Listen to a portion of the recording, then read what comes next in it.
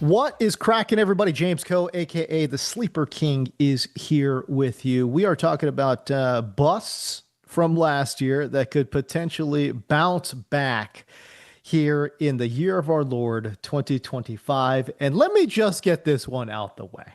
Okay. Listen.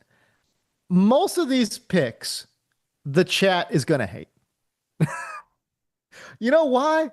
Because y'all are some, what have you done for me now, MFers? You know what I'm saying? Like, and I get it. These guys were busts last year. Most of y'all are going to hate these picks because they busted last year and you're never going to buy again. Fool me once. Okay. Fool me twice. Like I said, I get it. I totally understand. That being said, these are the guys that are having insane discounts right now. Because why? Because again, yeah, they absolutely were horrific last year. They murdered your fantasy team. I feel bad. It's all good.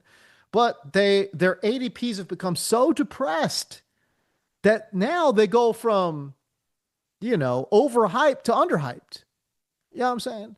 And most of these guys, please stop doing videos and just write articles so I can read it instead. My guy, I hate to break it to you, my dude. It ain't gonna stop. It ain't gonna stop, man. I mean, shoot. Hey, yo, bro. I don't know. Can you see? I actually see on the shoulder. Can you see? You see what those are in the background, my guy? Those are called Emmy Awards. You think I want Emmy Awards for writing stuff? Nah. I want Emmy Awards for being on camera, my guy. Yeah, they do right. Search the app. 100%. If y'all want a fantasy football articles, go ahead. Bleacher Report app, man. It's all day, every day, baby. It's all good. But for me right now, man, we're streaming, dude. We're talking about bounce back dudes right here. You know what? And we're gonna start at the quarterback position. Trevor Lawrence. Here's the thing. Trevor Lawrence, it's like he's the golden child, you know what I mean? Like he's the best prospect since Andrew Luck. Is he the best prospect since Andrew Luck? Obviously not. Obviously not. But can we at least be real with where we're at with Trevor Lawrence? He's gotten some of the worst coaching we've ever seen, right? I mean, you're talking about. I mean, look at what he's got his first few years in the NFL, man. Like guys that were also Rams, guys that should never have been in the NFL. You know what I mean? And then his pass catchers too. Like it's crazy. This is what's crazy, that this whole narrative of and Evan Ingram is like the perfect example of this, right? Evan Ingram is going to Denver and apparently he's a good player, but apparently Trevor Lawrence is a bad player. Whereas, a few years ago, I don't know if y'all remember this, but Evan Ingram was on the literal NFL trash heap. Like he couldn't find a job. And the only team that would take a flyer on Evan Ingram was the Jacksonville Jaguars. Trevor Lawrence elevated his play, turned him from, again, a guy that should be out of the league to a guy who's playing, in the Pro Bowl. Why? Because that's just Evan Ingram, or was it maybe because of Trevor Lawrence? Like, if you think about his top three pass catchers, it's Christian Kirk, who everyone clowned the signing because they said Jacksonville way overpaid. It was freaking Zay Jones, like career journeyman, bust out, flame out Zay Jones, and Evan Ingram. And this is the collection of dudes that Trevor Lawrence was working with. And for some reason, y'all think that he's just going to magically overcome these circumstances with bad coaching. And somehow he's going to be the golden child. Come on, man. Come on. Let's go. I mean, you got to give him a little bit of grace. Now he's got BTJ. Now he's got Travis Hunter. Now he's got Liam Cohen. I will say this. If he busts out this year, then for sure he sucks. For sure. I'm just saying, I've seen enough in the games. I've seen enough on film where I'm like, this guy can sling the rock. He can make the reads. I know he's gotten a lot of flack about, he can't read defenses. I think that's BS. I think we're cherry picking plays here because I think I've seen a lot of plays where he's diagnosed plays pretty darn well. Anyways, Trevor Lawrence, man, when we're talking about just straight up fantasy football, he's going outside the top 15 quarterbacks right now. Just crazy good value. I love Trevor Lawrence, the value overall that you're getting with him. And again, man, it's when you're talking about quarterback in fantasy football, you either want to go super premium or you want to go super late.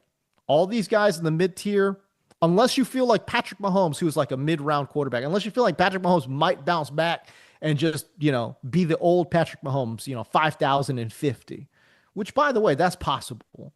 Not probable, but possible. Okay, I get it. But like, like the Jared Goffs of the world, the Bo Nixes of the world, nah, I'm good. I'm not spending an eighth round pick to go draft Bo Nix. And I love Bo Nix. I think Bo Nix is an awesome football player. I'm just saying for fantasy football purposes, I'd rather take Trevor Lawrence in like the 13th, 14th round. I don't think statistically they're going to be very different at all. As a matter of fact, I think shoot, man, I'll just say this. If Trevor Lawrence is the guy that I think he is, and he plays a full season, I don't see how he doesn't finish as a top 10, top eight fantasy football quarterback. That's how confident I am in Trevor Lawrence. Okay, another quarterback that I think is going to bounce back, and I have said that CJ Stroud was the most hurtful fantasy football asset in the game last year. Who is here? You're bugging. I'm taking Bo Nix over Trevor Lawrence. That's fine. Hey, listen, bro, I'm not saying, look. It's all about cost. It's all about cost, right? Like, do I want Bo Nix in the 8th round or do I want Trevor Lawrence in the 13th? I'll take Trevor Lawrence in the 13th. I just think you're getting more value with Trevor Lawrence in the 13th. And again, I love Bo Nix too, man. Like, I love Sean Payton. As a matter of fact, I like Sean Payton more than I like Bo Nix. You know what I'm saying? But they've got a interesting group of young pass catchers there with the crafty veteran Cortland Sutton too, man. Like, they'll be fine. Bo Nix is going to be fine. I'm not saying he's going to bust out. I'm just saying it's all about relative cost. Anyways, I really like CJ Stroud. I like CJ Stroud as well. And again, he's one of these players where, man, if you do take Trevor Lawrence late, I like to combine that with CJ Stroud, right? Like, give me CJ Stroud, Trevor Lawrence combination. Give me the Trevor Lawrence, Michael Penix combination. By the way, according to RotoWire strength of schedule tool, Trevor Lawrence, CJ Stroud, Michael Penix, they have the 3 easiest quarterback schedules to start the season. So again, if we're taking a flyer on a late round quarterback, you want one of those 3 dudes because they've got a really easy strength of schedule just to start out. So again, CJ Stroud was one of the most painful, one of the most hurtful fantasy assets last year because he always felt like he wasn't hurt. So you missed on like Jared Goff. You missed on Bo Nix. You know what I'm saying? Because you're like, Stroud's so good though. I'm just going to keep Stroud, man, and he'll be fine. But then all the injuries started piling up. The O-line obviously did not hold up their end of the bargain. And man, it went south in a hurry, man, for CJ Stroud. And you ended up holding on to Stroud a little too long. And you ended up missing some of these better streamers that were available on the waiver wire. Anyways, I think it's a big time bounce back year for CJ Stroud. Honestly, they completely revamped the wide receiver room. They add the aforementioned Christian Kirk to be a slot flanker for them. They go and get Jaden Higgins in the 2nd round. I love this Jalen Knoll kid that they got in the 3rd round. I think he has a potential to be special. I think he has the potential to be the best slot receiver that the Texans, that CJ Stroud has ever played with. Man, that combination of Nico Collins and Jalen Knoll, maybe it's not this year, but next year, that could be a special combination. I really, really like Knoll. I think he's going to be a huge addition to what Houston's got going on. Yeah, new OC for Stroud too, right? Good point. Who is here? New OC for Stroud as well. Hopefully, we're going to find a little bit more balance. I think they want to spread it around a little bit. I don't be surprised if they start utilizing that fullback a little bit more than they did last year. They didn't use fullback at all last year, just to kind of help out with protection just a little bit. I think we might see a little bit more 2 wide receiver sets. And by the way, again, in 2 wide receiver sets, man, like give me Jalen Knoll on the outside playing that Tank Dell role. You know what I mean? Twitchy athlete, guy's great in space. I don't know, man. There's a lot to like. about those pass catchers there in Houston. Okay, if we're going to the running back position, man, give me Kenneth Walker. I just got done charting this dude, and this guy is the real deal. And look, I get it. If you just looked at the box score, for y'all box score watchers, if you just looked at the counting stats and you're saying to yourself, Zach Charbonnet's better. He had more yards, better yards per carry, more touchdowns than Kenneth Walker. Of course, he's a better player. No, it's just they're not in the same stratosphere, man. Tackle breaking ability, Kenneth Walker is through the roof. Big playability for Kenneth Walker is through the roof. I beg you, if you are a K-Dub hater, I'm begging you, go turn on his game against Detroit. Tell me he is not one of the 10 best running backs in the NFL. If you watch that Kenneth Walker game against Detroit, tell me he's not one of the best. I just got done charting this guy. I'm telling you, his tackle breaking ability is special. His big play ability is special. And now he's got that OC, Clint Kubiak. We're talking multi-generational outside zone run schemer in the Kubiak family. Gary Kubiak, his dad, was a straight-up kingmaker at the running back position. I mean, shoot, you talk about his head coaching days with the aforementioned Houston Texans. Arian Foster putting up 2,000 out of nowhere, 2,000 scrimmage yards. You know what I'm saying? We're talking Justin, when he was the OC in Baltimore, Justin Forsett, out of nowhere, my fellow Cal Bear, out of nowhere, career banner year. It doesn't matter where Gary Kubiak went. His running backs were mad productive. And now his son, who's got a ton of experience, is employing that same run scheme there in Seattle. Man, we're going to see some good things, man. This is going to be nice. I really honestly truly feel like if Kenneth Walker can play 15 games, and shoot, man, I'll plant the flag right now. I'll tell you this. If Kenneth Walker plays 15 games, I'm going to tell you right now, bold prediction, I think he finishes as a top 5 fantasy running back. Top 5. That's how bullish I am on Kenneth Walker. And this is a player, by the way, like I said, I get it. Last year was a disappointment. Missed some time. Didn't get it done, right? Didn't even have 900 yards. He had 872 total yards. That's not good. He had 8 touchdowns. That's pretty good. That is pretty. Now, Kenneth Walker, again, had more yards, more touchdowns, a better yards per carry average. Watch that flip on its head this year. Again, and by the way, I like Charbonnet too. I'm not trying to say, oh, Charbonnet's bad. I charted Charbonnet. Charbonnet's really good. Charbonnet, though, is, I think, a super high quality backup. Kenneth Walker, like I said, if he gets an opportunity and if he stays healthy, because he will have an opportunity, if he stays healthy, we're talking potential top 5 fantasy running back, and you're getting this guy in the 4th, 5th round, man. That's pretty good value overall. So I do think a bounce back is very much in the cards here for Kenneth Walker. Joey, man, I see you in the YouTube chats, bro. You're in a double flex 12-man league. My draft is today. Any tips? I would say take Ricky Pearsall in the 5th round. Don't even think about it. In a 12-man league, take Ricky Pearsall in the 5th round. You're good. That would be my one tip. And by the way, I would just say this for anyone drafting this weekend. There's like 20 or 30 guys where you could just say, forget ADP, forget about rankings.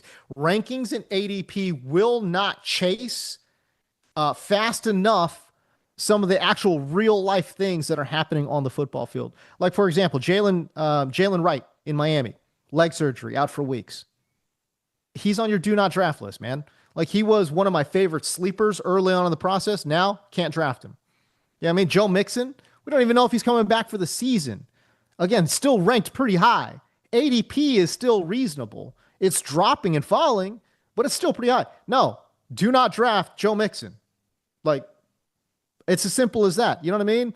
Now, and again, so then you take a look at the other side of the coin. Ollie Gordon, that's a player that you need to pay attention to. Ollie Gordon was going undrafted last week.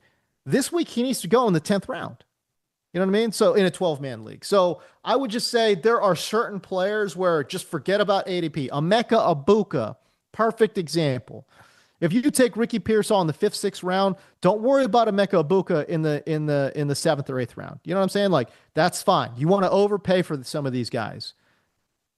Just don't worry about it. I would just say rankings and ADP right now cannot catch up to some of the things, the actual real life things that are happening. Just keep that in mind when you're drafting this weekend. I'm not saying take a kicker in the first round. I'm not saying a guy that you can get in the 12th round you should take in the second round. No, no, no. Listen, I'm not saying that. Obviously, we want to get value, but there are certain players you're not going to get value on. And rightfully so. Ollie Gordon, Ricky Pearsall, and Emeka Abuka, these are some of the players that come in mind for me. Okay, so we talked about Trevor Lawrence, CJ Stroud, Kenneth Walker. I want to flip to the wide receiver position, man. I love Rome Odunze, dude. I mean, I don't know what to tell you. The Chicago Bears, they go at Ben Johnson, right? They get rid of, it's addition by subtraction. They get rid of Keenan Allen. That's going to open up a lot of target share for Rome Odunze. I like DJ Moore too, but when we're talking about a young player who's going late, pretty late, right? We're talking ninth, 10th round. Give me Rome Odunze all day long. What do you think about Garrett Wilson this year with Fields? I like him. He obviously comes with a lot of downside risk, but shoot, I mean, I'd be surprised. Listen, I'd be surprised if Garrett Wilson doesn't finish with 1,100 yards. So do with that as you will. When I say I really like Garrett Wilson, that's what I'm saying. I'm not saying he's going to put 1,500 up. That's just not in the cards. There's almost no way Garrett Wilson puts up like 1,400 yards. You know what I'm saying? But shoot, what happens if he actually gets you double-digit touchdowns, though? We might be cooking with gas, man. I do like that aspect of it, too. Like, we're talking about a player that could see a lot of touchdowns. The passing offense won't have a ton of touchdowns overall, but they might be highly concentrated into one player. Look, I'm not projecting him to get there. I think 1,100 yards and like 6 to 8 touchdowns, I think is probably the most reasonable projection. But again, this is a player with a lot of receptions too, by the way. I think this is a player that, again, you don't have to pay a premium to get him, though. You know, we're talking end of the third round, probably. I would probably say in a 12-man league, end of the third round is where just around where Garrett Wilson goes. I wouldn't spend a second round pick on him, you know, but somewhere in the third round, I think that's a very fair price to pay for a player who I think is just fantastic. CD, Etienne, K. Williams, as your starters. Man, that's a pretty stacked squad, man. That's pretty good. So yeah, Rome Odunze, again, let me just finish this out. The one thing I really love about Odunze is, one, last year they didn't know where to put him. They were moving him around the formation. He was primarily an outside X receiver, just catching long bombs from Michael Penix at Washington. And, you know, they just didn't give him a lot of downfield shots, and they really didn't stick him on the outside X, like as much as he needed to be. I think Ben Johnson is smart enough to know this. And by the way, Ben Johnson is the same guy that was drawing up big old splash plays for Jamo Williams last year. Right? Like Jameson Williams was averaging like, I don't know, what was it? Like north of 17 yards per reception. Right? Like imagine that big playability. Imagine him drawing up these kind of like deep over routes, like deep dig routes for Rome Odunze and just letting him work. That's exciting. I really think that he's going to see a lot more work as the outside X receiver. I think DJ Moore is going to be that move around chess piece. But still, though, Odunze, I think, will work out of the slot too. So bottom line is, it's in Ben Johnson we trust, my guys. Like in Ben Johnson we trust. And he's got 2 wide receivers right now that he can absolutely exploit. That's what I really like about what they got going on in Chicago. So Rome Odunze to the moon, especially with the coaching change. Let's see if they're a little bit smarter about protection. I hate that they drafted Cortland Loveland. I almost said Sutton. Like, look, Loveland's a great player, but man, y'all needed more help on the O-line, period. Like they addressed it somewhat in the free agency and in the draft somewhat, but man, it just never hurts to get more premium picks along the O-line. I just didn't think that you already have Cole Kmet. I just don't think you needed to spend a premium pick on Loveland. That's all. Okay, so we've got Trevor Lawrence, CJ Stroud, Kenneth Walker, Rome Odunze. Can we talk about the player y'all hate the most? And that would be running back Travis Etienne. I know y'all hate Travis Etienne, but let me just bring up a couple of points. Again, this is a player that I charted. If you guys want to find my charting work, you can find it at sleeperkingfootball.com, or alternately, you could find it at receptionperception.com. That's fine. But again, you could find my charting work there. I charted Travis Etienne. This guy is still good running to the outside. He's still good in outside zone, in particular outside zone. And I bring that up because Liam Cohen, he was kind of like neutral in terms of man gap versus zone runs in Tampa Bay.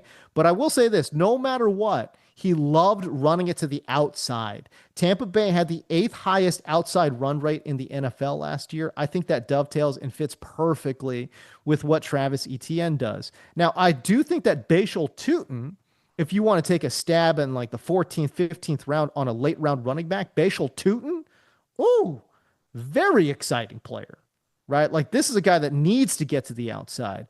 But I think that Travis Etienne gives you a little bit more as a pass catcher. And again, is he good on the inside? No, he's not good on the inside, but I think he is a lot better than Bashal Tutin running to the inside. Now, I know y'all tank bros are out there being like, yo, it's actually Tank Bigsby's backfield. Nah.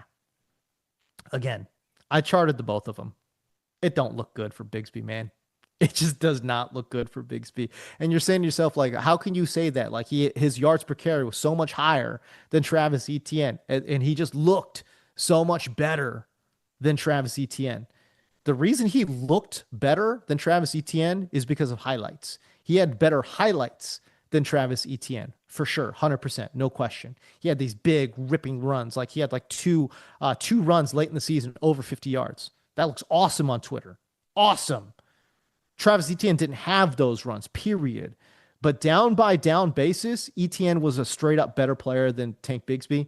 And oh, by the way, Bigsby was literally the worst pass protection running back I saw that I charted in the NFL last year. I mean, it was miserable how bad he was in pass pro. So no, I don't think it's Bigsby. I do think that it's Travis Etienne. I think he fits in perfectly with what Liam Cohen does, especially if Liam Cohen leans more into this zone run scheme. Because again, remember, he's got that Sean McVay background. McVay loves to run zone. If it's zone, man, give me Etienne all day long. Okay, so Etienne, I think is going to bounce back, especially given cost. Michael Pittman is another player. Guys, this is a player that has multiple 1,100-yard receiving seasons under his belt, and now it's not Anthony Richardson. Thank the Lord. Thank God it is not Anthony Richardson, because now some of these pass catchers have a chance. Josh Downs has a chance. Adonai Mitchell has a chance to be good in this offense. I know Daniel Jones is not a world beater. I get it. I'm not even saying Daniel Jones is a top 15 quarterback in this NFL. No, but he's a functional quarterback. He can actually play the position, unlike Anthony Richardson. He can't play.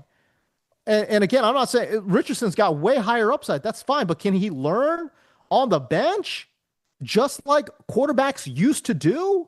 Like, that's what's crazy. Like, let this guy get used to the NFL speed in practice, man.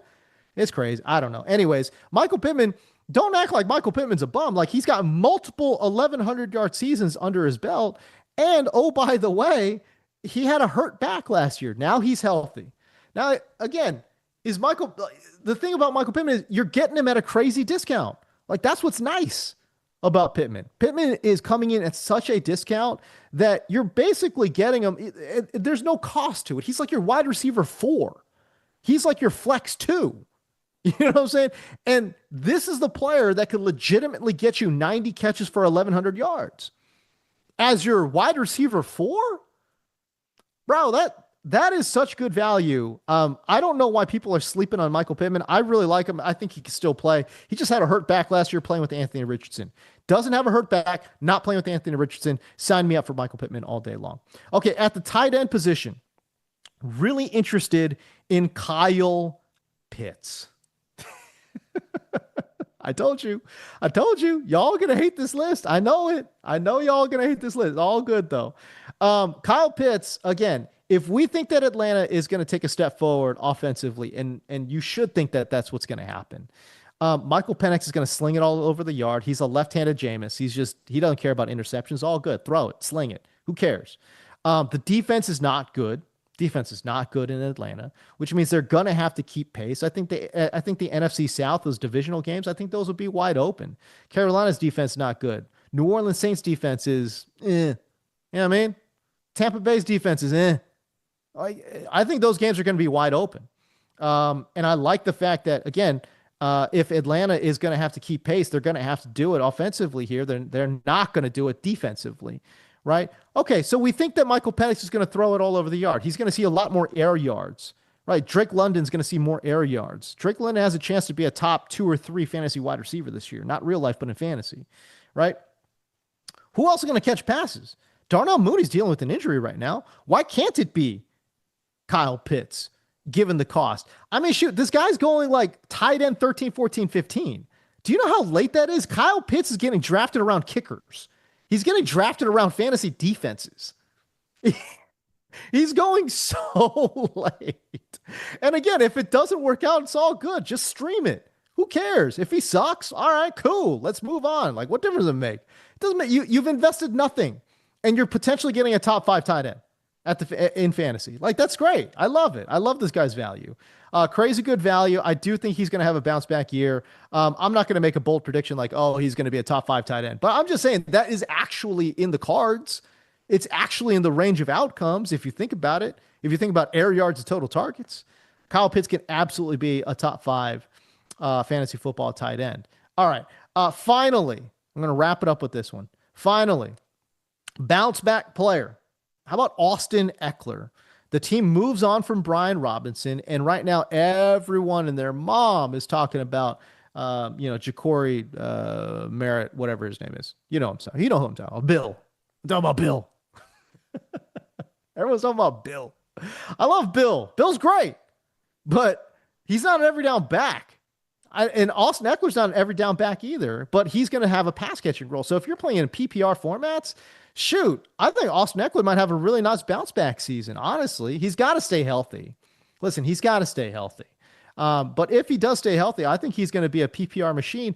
Dude, Eckler's going crazy late. Let me look this up. Austin Ekeler.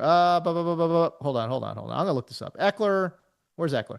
Ekeler right now is the running back 40. He's going outside the top 110 picks. I mean, shoot, man. Austin Ekeler outside the top 100 picks? Sign me up. We're talking like a 9th, 10th round player? Dude, for sure. And that's the thing. That's a pick that you could stretch. No one's thinking about Austin Ekeler right now. No one. Everyone's thinking about Bill. Everyone's thinking about Bill. No one's thinking about Austin Ekeler, bro. I think you can stretch that pick. I think you can stretch that pick into the 10th, 11th round.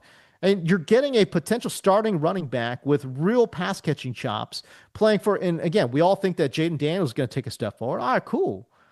Great. Awesome. There's a lot to be had there.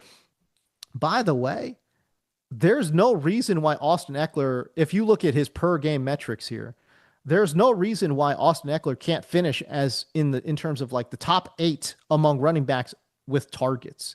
So we're talking about a guy in PPR that could potentially finish top 6 or 7 in terms of total receptions, right? At the running back position, he catches everything. I mean, he's got like an 80% catch rate. He's insane. He's got great hands. He's awesome in the routes, right? Like, it's good. So we're talking about a dude that could potentially be top, 6 or 7 among running backs in terms of PPR receptions. And then, yeah, will the yardage be a little bit lower? Will the touchdowns be a little bit lower? Yeah, but you're not investing in that. You know what I'm saying? Like, this is a guy that I think will give you a really solid floor each and every week. I am really, really excited.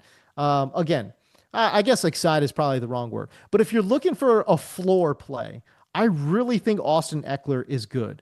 And again, maybe you've gone 0 RB and you just need a little bit of security for your running back 2 spot. I don't hate Austin Ekeler in PPR. I really don't. I think he's undervalued right now. You're getting him outside the top, we'll say like top 110 picks.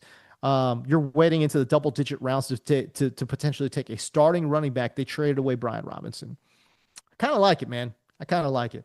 All right, let me get to some of these questions and we're going to get the hell up on out of here. I hope everyone's enjoying their Friday too, by the way. But again, let me just go through this list real quick.